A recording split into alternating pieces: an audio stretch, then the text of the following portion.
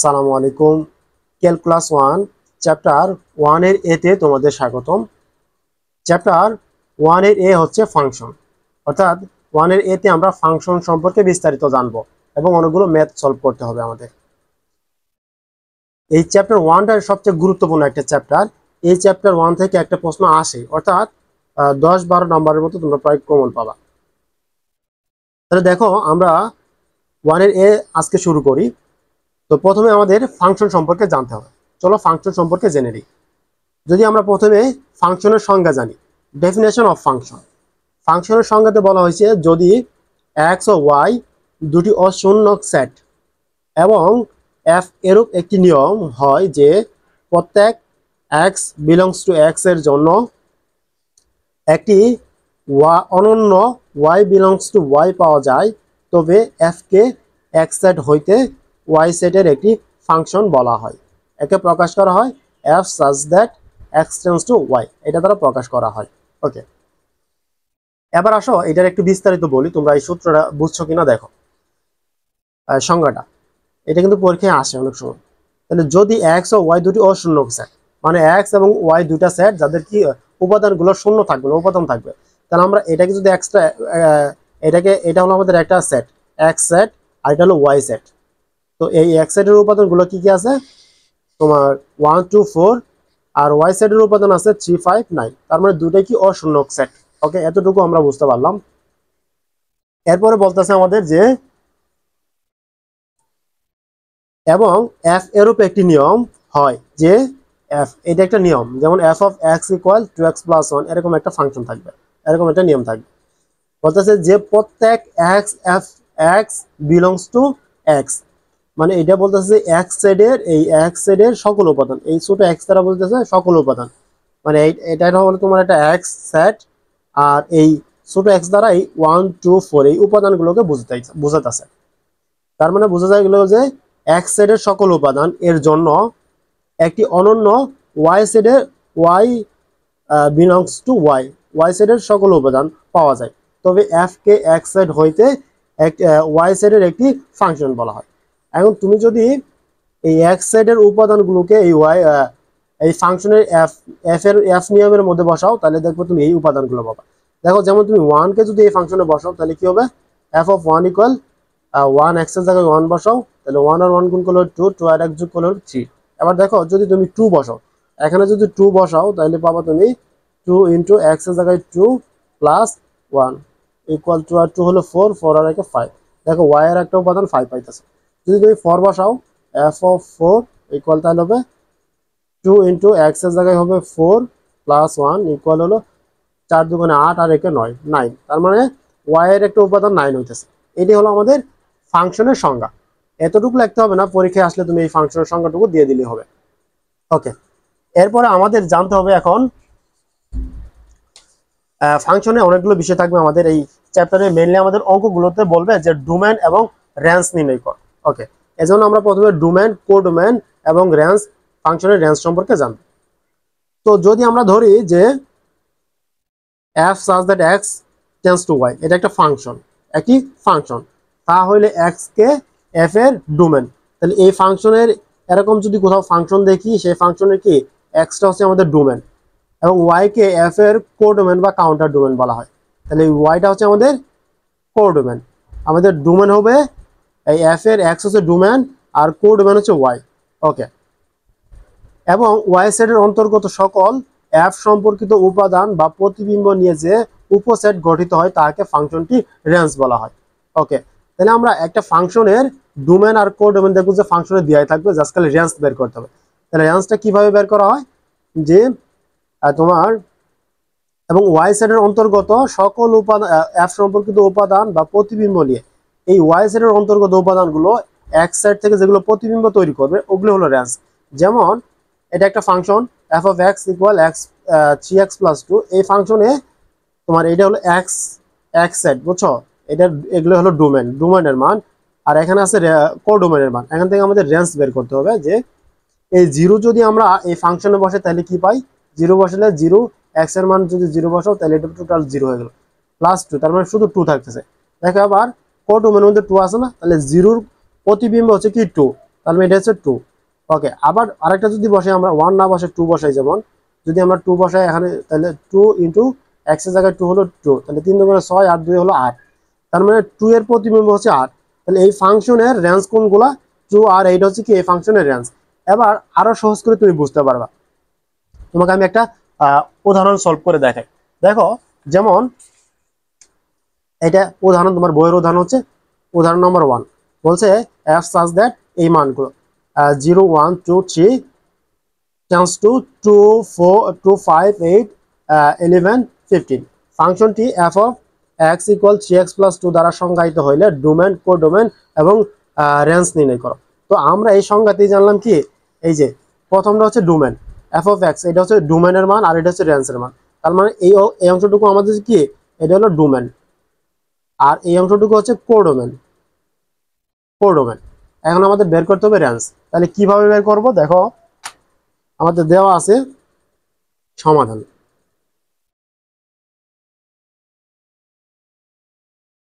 সমাধান দেওয়া আছে,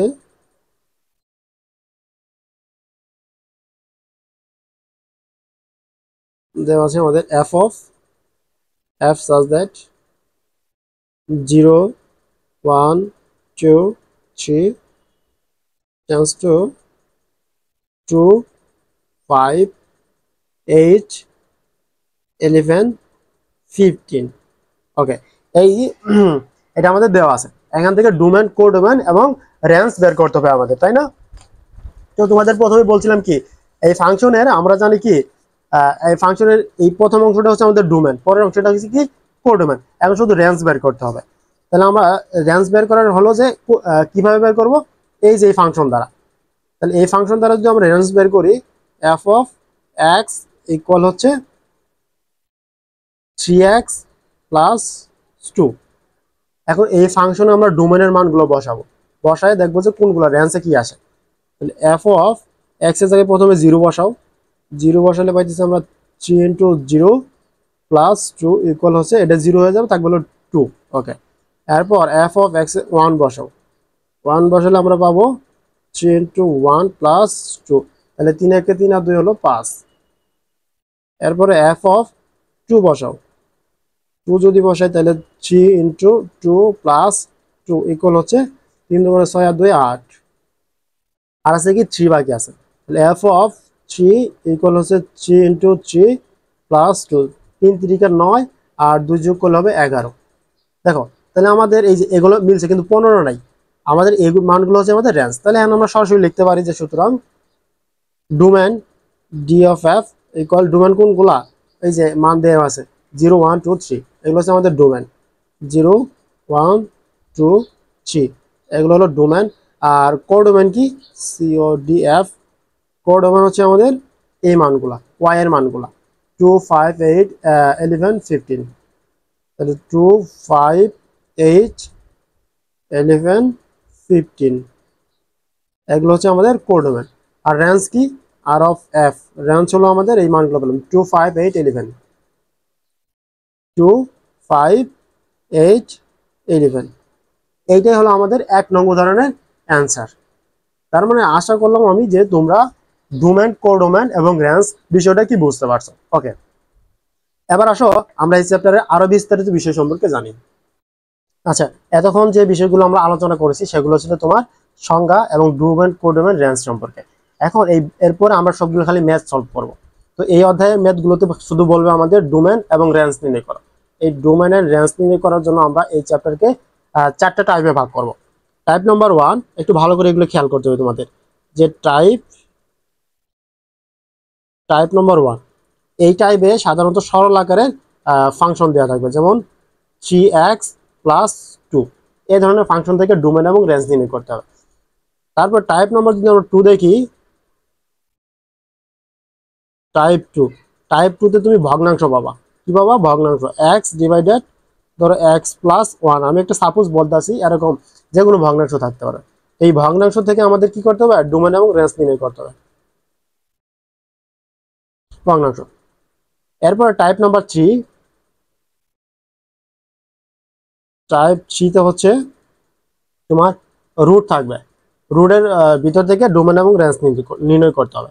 যেমন x square minus 7x plus 10, এই যে একটা ফাংশন, এখান থেকে আমাদের কি করতে হবে, ডোমেন এবং রেঞ্জ নির্ণয় করতে হবে। টাইপ নাম্বার 4,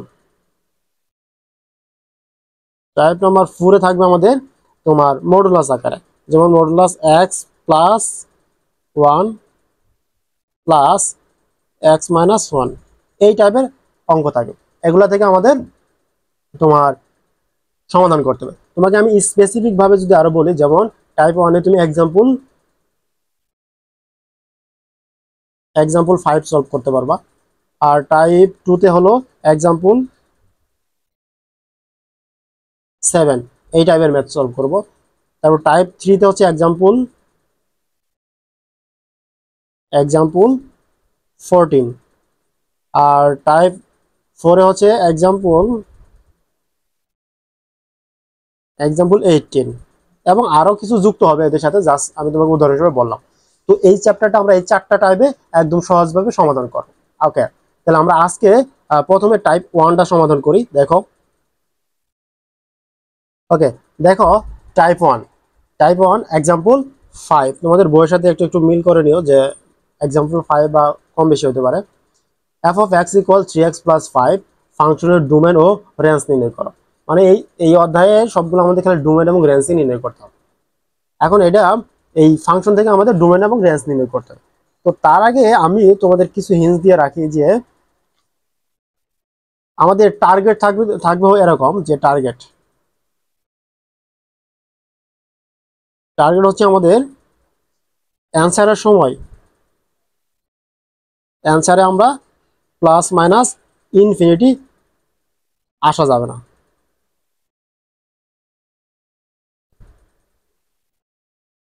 কি আসা যাবে না?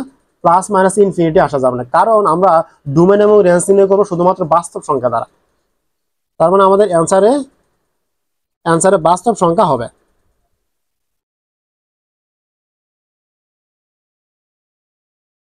সংখ্যা হবে, বাস্তব সংখ্যা।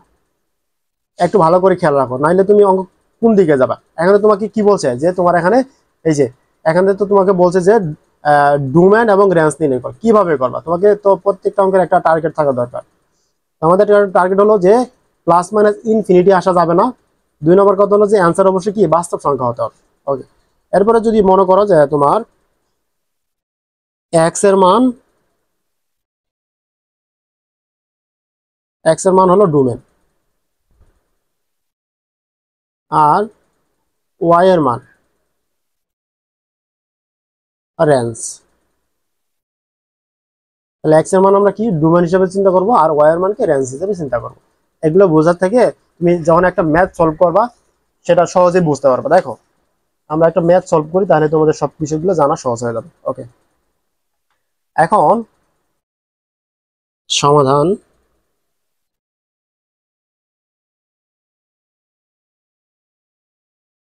আমাদের দেওয়া আছে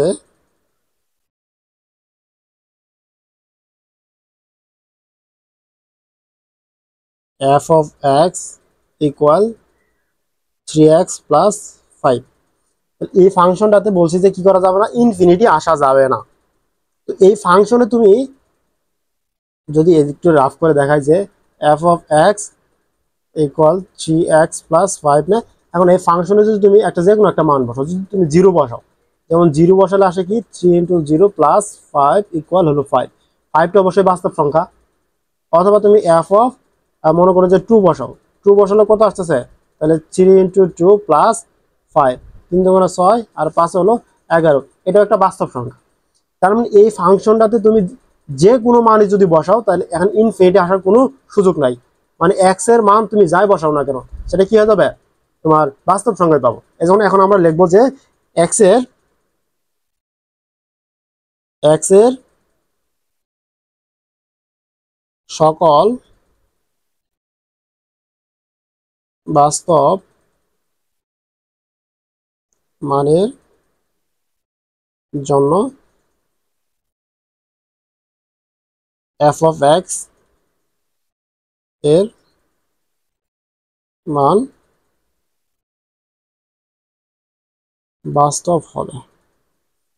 তাহলে আমরা কি বললাম, এক্স এর সকল বাস্তব মানের জন্য এফ অফ এক্স এর মান কি হবে? বাস্তব হবে। এখানে তুমি যে বাস্তব সংখ্যায় বসাও না কেন এটা কি আসবে? বাস্তব। তাহলে আমাদের ডোমেন হবে, সুতরাং domain D of F equal সকল বাস্তব সংখ্যাকে আমরা রিয়েল নাম্বার দ্বারা প্রকাশ করি আর দিলাম, এটা হলো আমাদের রিয়েল নাম্বার। সকল রিয়েল নাম্বার হচ্ছে কি তোমার এই ফাংশনের ডোমেন। ওকে, এবার আমাদের কি করতে হবে? রেঞ্জ নির্ণয় করতে হবে। তো রেঞ্জ নির্ণয় করার ক্ষেত্রে আমাদের একটু ধরে নিতে হয়, ধরি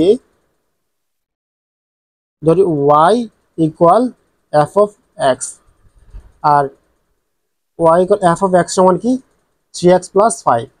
তাহলে এখানে বসাও 3x প্লাস 5। ওকে, এই একই এখানেও একই কাজ। আচ্ছা, এটা একটু আমরা সাজাই নি ওয়াই এর মানটা। তাহলে এবার একটা কাজ করা যায়, দেখো আমরা এটাকে এই পাশে আনি আমরা। তাহলে 3xটাকে আলাদা করব। তাহলে 3x ইকুয়াল ওয়াইটাকে যদি ডান পাশে নেই তাহলে ওয়াই থাকলো, আর প্লাস মনে করো যে এই ওয়াইটা এই পাশে ছিলাম আর টোটাল অংশটা এই পাশে আনছি। তাহলে 3x প্লাস 5, 3x প্লাস 5। তাহলে এবার 3x কে রাখে 5 কে যদি তুমি ডান পাশে ট্রান্সফার করো তাহলে ঠিক আছে -5 হয়ে যাবে। ওকে, বা এখানে শুধু x কে রাখো তাহলে হবে কি y -5 ডিভাইডেড 3। ওকে, এখন দেখো আমরা বলছিলাম কি আমাদের ইনফিনিটি আসা যাবে না। ইনফিনিটি কখন আসে বলো তো আমারে? যদি তুমি কোথাও এরকম দেখো প্লাস, মনে করো এখানে একটা সংখ্যা আছে 1, এই 1 কে যদি তুমি 0 দ্বারা ভাগ করো তাহলে কি আসবে? এটা ইনফিনিটি হয়ে যাবে। তুমি ক্যালকুলেটরে দিয়ে দেখো এরর আসবে, তার মানে এটা প্লাস ইনফিনিটি চলে আসতেছে। যে কোনো সংখ্যাকে 0 দ্বারা ভাগ করলে কি আসে? ইনফিনিটি আসে। আর এটা যদি মাইনাস ধরো 2/0 হইতো তাহলে কি হইতো? 0 দ্বারা কোনো কিছু ভাগ করলে ইনফিনিটি চলে আসে, মাইনাস ইনফিনিটি। তার মানে এই ভগ্নাংশের যদি কোনো কারণে আমাদের তোমার নিচে 0 হয় তাহলে উপরেটা কি হবে? ইনফিনিটি হবে। যেহেতু এই ফাংশনের নিচে একটা সংখ্যাই আছে, এটা রিয়েল নাম্বার আছে, কোনো চলক নাই, তাহলে নিচে তো 0 হওয়ার কোনো সুযোগ নাই। উপরে ধরো y এর মান তুমি 1 বসাও, y এর মান যদি 1 বসাও তাহলে 1 - 5 ইকুয়াল 5। 1 - 5 করলে পরে কি হতেছে? 4 থাকতেছে, -4। কিন্তু 0 তো আর হওয়ার সুযোগ নাই। তুমি y এর মান যে কোনো মানই বসাও না কেন, তার মানে তোমার কি হবে? তোমার বাস্তব সংখ্যায় আসবে। নিচে যেহেতু 0 আসবে না, সেই ক্ষেত্রে আমাদের ইনফিনিটি আসারও সুযোগ নাই। তাহলে এখানেও আমরা বলতে পারি যে এখানে y এর সকল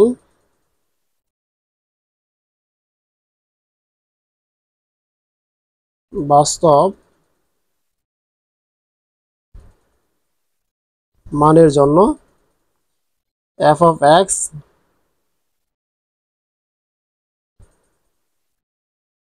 ফাংশনের মান বাস্তব হবে।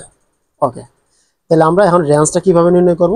সুতরাং range R of F equal range সকল টোটাল কি বাস্তব সংখ্যা, তাহলে এই যে রিয়েল নাম্বার দিয়ে দিলাম আমরা।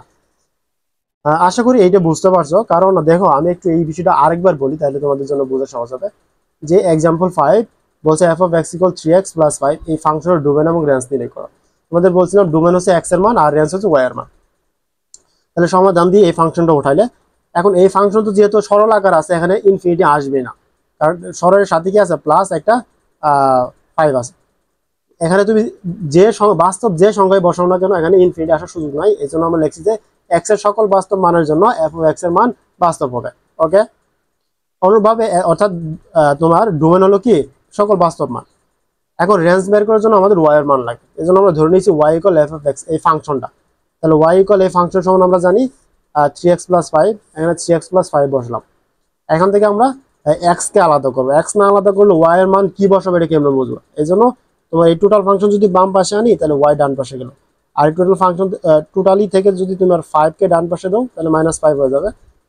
ওকে, এবার x কে রাখে 3 কে এই পাশে দিলে ভাগ হয়ে গেল। এখন যেহেতু এই ভগ্নাংশের নিচে একটা তোমার কি আছে? রিয়েল নাম্বার আছে, এখানে তো আর কোনো 0 আসার কোনো সম্ভাবনা নাই। তাহলে 0 যদি না আসে এখানে, তাহলে তো তোমার ইনফিনিটি আসার কোনো প্রশ্নই আসে না। এজন্য আমরা বলবো যে এখানে y এর সকল বাস্তব মানের জন্য f of x ফাংশনের মান বাস্তব হবে। কারণ এই যে y এর জায়গায় তুমি যা খুশি তাই বসাও, কখনো কি আসে না উপরে যদি 0 আসে নিচে তো আর 0 আসতেছে না। তাহলে নিচে যদি 0 না আসে তাহলে কখনো ইনফিনিটি হবে না। ওকে, এই জন্য আমরা এর তোমার এই ফাংশনের রেঞ্জ হলো কি সকল বাস্তব সংখ্যা। ওকে, এর পরবর্তী আরো কিছু ম্যাথ করলে তোমরা এই বিষয়গুলো আরো ক্লিয়ার হইতে পারবা। আচ্ছা, আজকের ক্লাস এই পর্যন্তই। আমরা আগামী ক্লাসে টাইপ 2 এবং টাইপ 3 সমাধান করবো ইনশাআল্লাহ। সবাই ভালো থাকো, সুস্থ থাকো।